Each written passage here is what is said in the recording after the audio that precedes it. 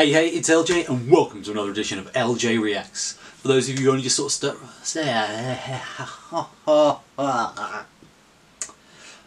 let's get some words in the right order there, shall we? Or at least get some words coming out of my mouth.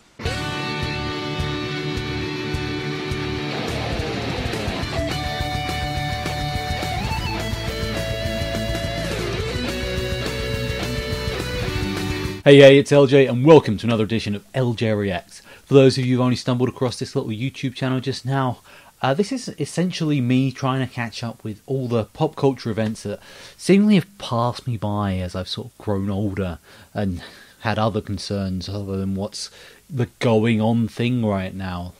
You know, concerns like, food in the fridge and be able to cover the rent. But as I've gotten older, I'm getting a bit more settled. I'm wanting to go back and just see some of those big tentpole moments that I missed, and doing requests as well, because apparently no one's interested in the big stuff anymore. They're going a little obscure, which is great. It means I get to see stuff that there's no way I would have gotten to see some of these requests had people not said, nah, what you need to try is this one. Of course, you can have one of those requests. You can chuck it down below in the comments, and I'll stick it on the list. And also, there are many other things you can do to help me out. You can like the videos, because that just makes me feel happy. You can subscribe, and of course, if you subscribe, don't forget to ring the bell, because if you don't ring the bell, you don't necessarily get the notifications. And, well, what's the point? Seriously, if someone can let me know, because yeah, that one blew my mind. And the easy thing you can do to help grow the channel is just share the video, because if you like it and you share it and someone else sees it and they like it, then they can share it and someone else can see it. And that just gets more views to the video, more hits on the channel, more subscribers, which gives me more inspiration to produce the content that you are liking. Speaking of liking, you've also got the social medias there. If you want to check me out outside of the confines of this little channel, then all the details are on there. I haven't got any live dates at the minute, but that could change at any point. And of course, if you're feeling extra generous, it is the season of goodwill, the season of giving. You can chuck some change in the tip jar. And with all that out the way, let's get on to what we are doing today.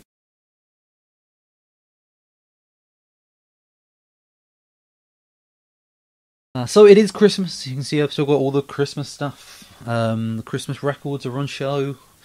I'm not even sure if you can see the one that says Merry Christmas at the back there. The amount of effort it took me to dig that one out. I genuinely couldn't remember the name of the band, so just flicking through, just like, okay, it's a blue one that says Merry Christmas, and yeah, no one can see it. The effort I go to for the appreciation of no one is amazing sometimes. So yeah, this one today is a bit of a unique request, in that it is a band never heard of.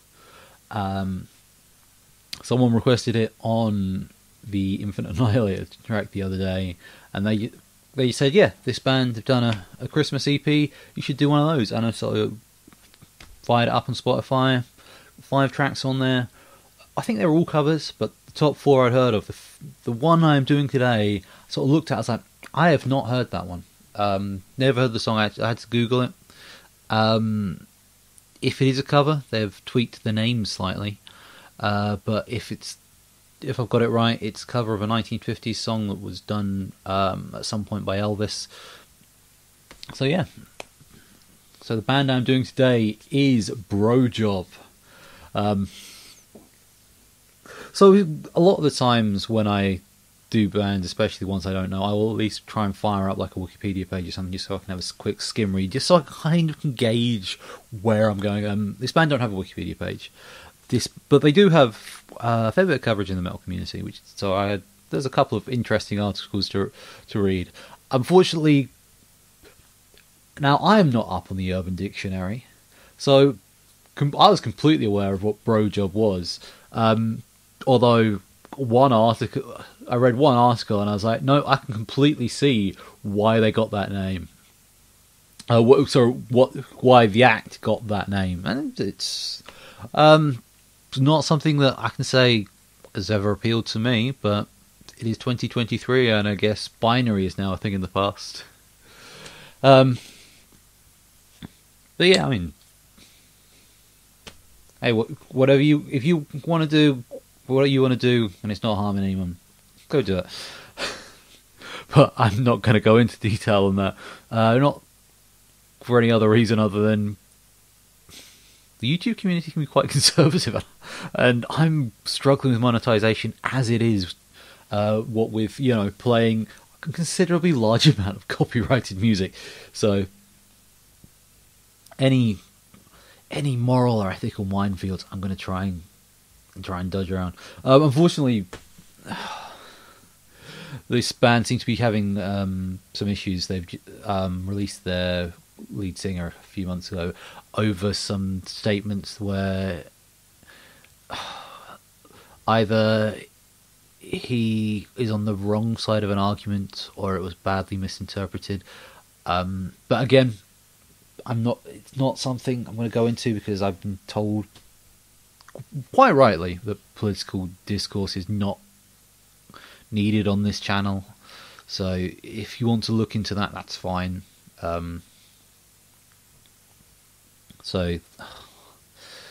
But there's been a few of those sort of scandals that have come up in hard rock this year alone. One of which was like one of the most surprising places it came from. But yeah, so when I saw that a band with this name had something like that, it's just like, you were. I mean, so from what I've managed to gather about Brojob, like Infinite Annihilator, they are very much, everything about them is quite tongue-in-cheek. They kind of blow up the whole flaming sexuality thing to really kind of upset the sort of hyper-masculinity that is quite prevalent in quite heavy rock music and quite heavy metal music. So yeah, they sort of do the hyper-masculine thing to the extent where it's quite gay, like those when Vladimir Putin appears shirtless and it's a case of, wow, you look like you're posing for, I don't know, Playgirl, or I don't know about that lifestyle, but you know what I'm saying.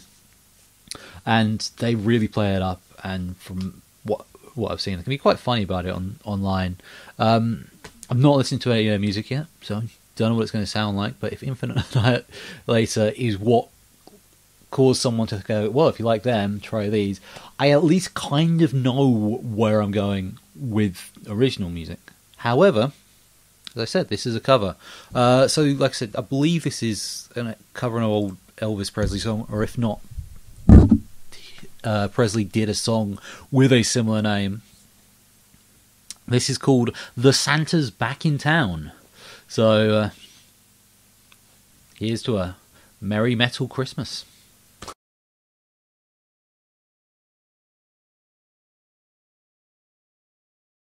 So I said a Merry Metal Christmas. The album's actually called A Very Deathcore Christmas with Brojob. So that was close enough, right?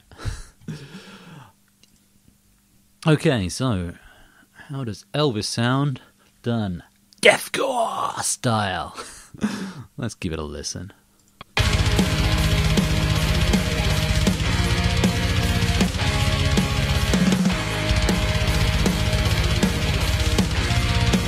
First thing I notice, that ain't an Elvis riff. That's Phil Lynott. They are going, boys are back in town. Awesome. Who doesn't love a bit of Thin Lizzy? Okay. Now I'm a bit more invested. It is a song I'm familiar with, which is kind of defeats the point of why I chose this one. But you know what? I'm going to let it slide.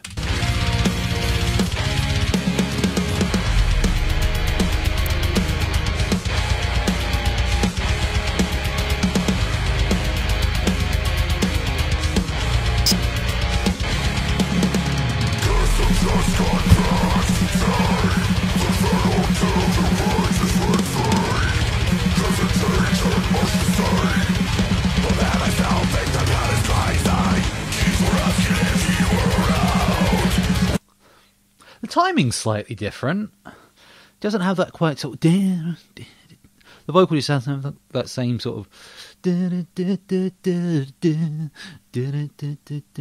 It's a little different.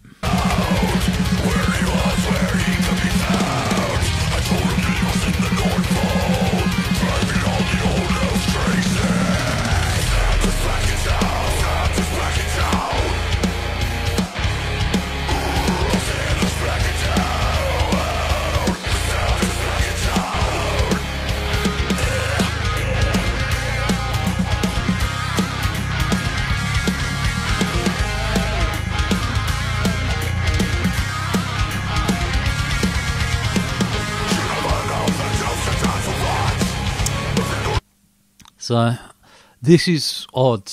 They're talking Santa, and it's blatantly the Krampus in front of me. That's... that is, yeah. Oh, man.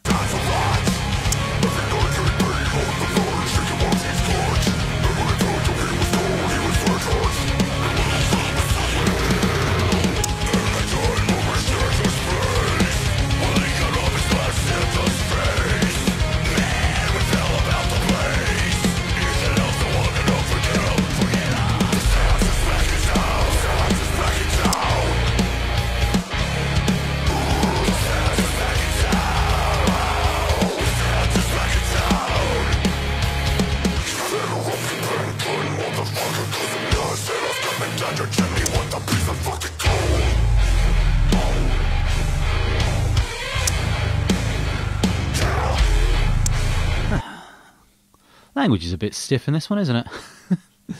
Yeah, no, you know what? As much as I love heavy music, I never really used to go for like the screamier stuff because it's a case of, it's really hard to sort of, if you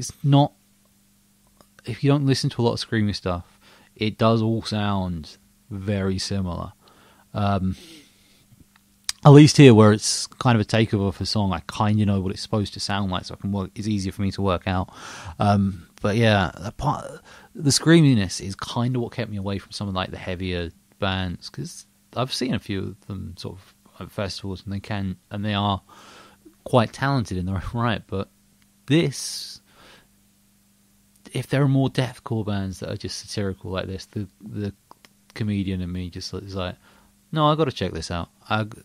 This is definitely opening up a new genre for me. Don't know if it'll be one that I will listen to, you know, with the regularity of some of my old favourites, but this one's certainly growing on me.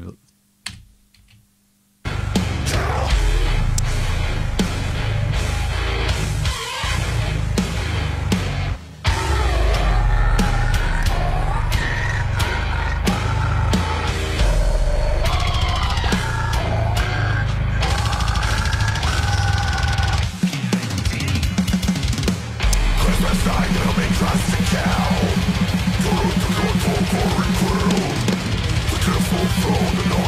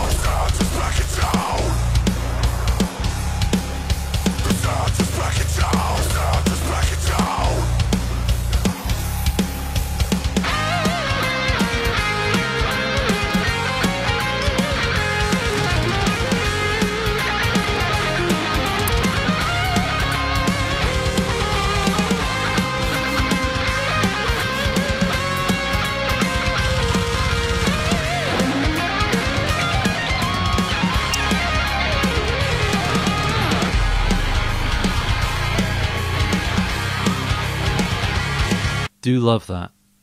Playing all the different, a few different Christmas themes just in the solo there, just to really be like, is this song as Christmassy as it could be? No. Let's Christmas it up. But let's stay within the genre.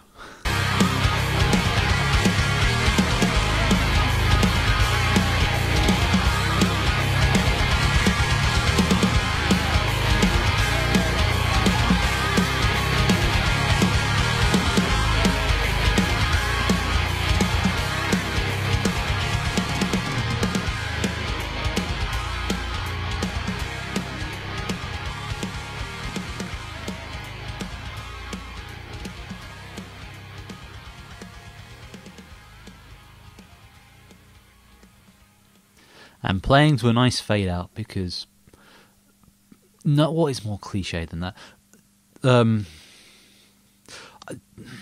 There is a thing in music where I've heard a lot of like radio DJs sort of pick up on this, that it's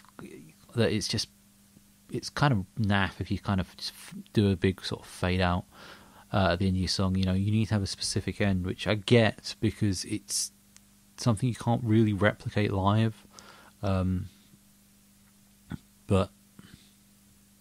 I think there's a lot of extra hate just put on that. It's a case of sometimes the song is just like, having a nice fade out is fun. It represents the way life sometimes goes.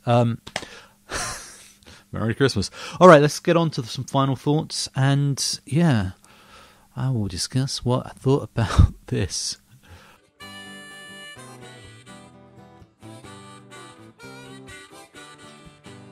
So that was completely unexpected. Like I said, I was expecting a cover of an Elvis song, and then for the instant riff of The Boys Are Back in Town to sort of be hitting me straight out the gate like that. That caught me off guard. I mean, it made the experience more fun because I kind of knew what I was getting. At least, mostly, you know. There were still a couple of bits in there that surprised me, you know. The breakdown with the more small Christmas tunes in, that was quite nice. Vocally, you know, they sort of changed it up a bit. I'm not quite sure they were sticking to the standard 4/4 timing of those boys that used to play a lot, or whatever the lyrics are. They currently escape me. I mean, as a Christmas song, do I see me playing this while I put my decorations up and, you know, placing all the ornaments on the tree? No. No, I don't. Is this the sort of thing I play when I'm going to a crummy gig that's probably just going to have drunk people who aren't going to be paying any attention to what I'm saying? Yeah, no, that appeals more, because at least because it rises my spirits, and in a situation like that, any comedian who's ever done a gig at a Christmas party will know you need to go up in there with raised spirits as much as possible, because the whole experience is probably going to be pretty miserable. And if you're the sort of company that hires a comedian for a Christmas party, you need to pay better. We do not earn enough for what you put us through.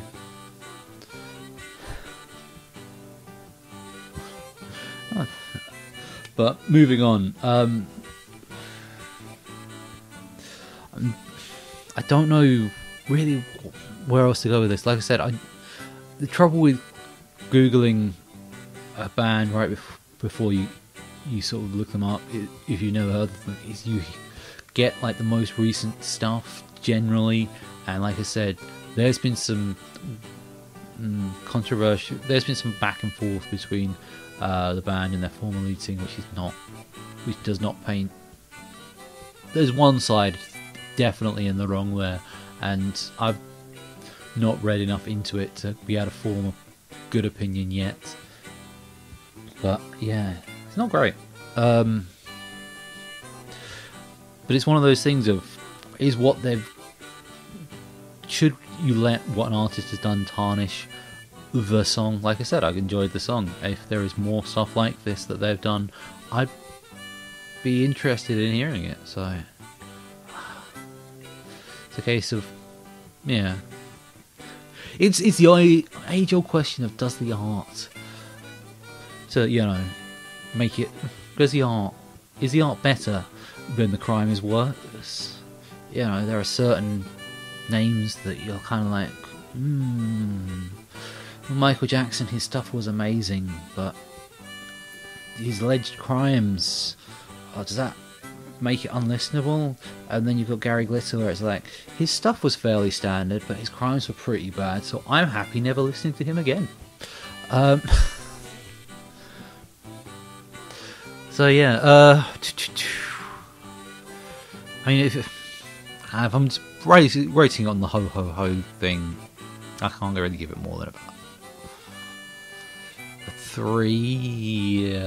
Yeah, it's not bad. It's just, I don't know. It's not quite what I was expecting. It's got the technical brilliance of Sabaton. But it's fun. It's much like the Bon Jovi was earlier. It wasn't a standout song. It was one that, I enjoy. I quite happily listen to in the background. So yeah, 3. So a ho ho ho out of potential 5 hoes. And with that, let's start wrapping this up. So obviously, Christmas requests are kind of done now. I will be somewhere in January. We'll be starting again with some more requests, so feel free to chuck some in the comments below. I'll stick them on the list and we'll see what happens.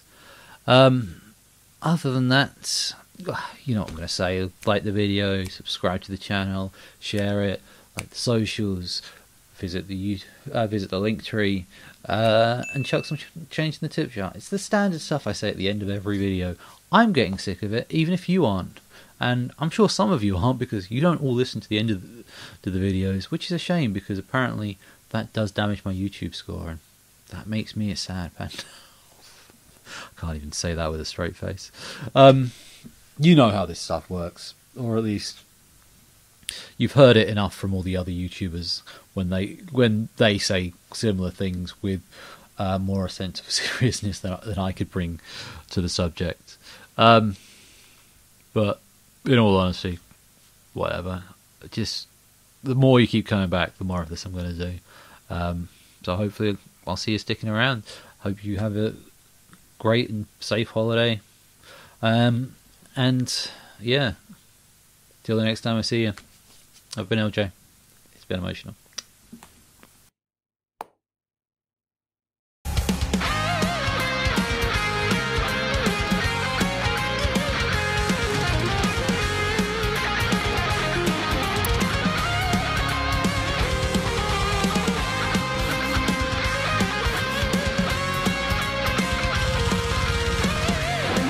Maybe seeing like a cover of an Elvis song and being like, oh, okay, so that's what's so that what alright, keep on rolling, baby. I don't know, if I had a red hat, maybe that would seem more appropriate, because obviously quoting Limp Bizkit at any time, there are levels of appropriateness, aren't there? That's a lack of any appreciation for top quality, terrible early noughties music, isn't it, Doug? Alright. Resetting the microphone. Recessing the microphone. And it's picking me up very loudly. Which is great. That means people can hear me.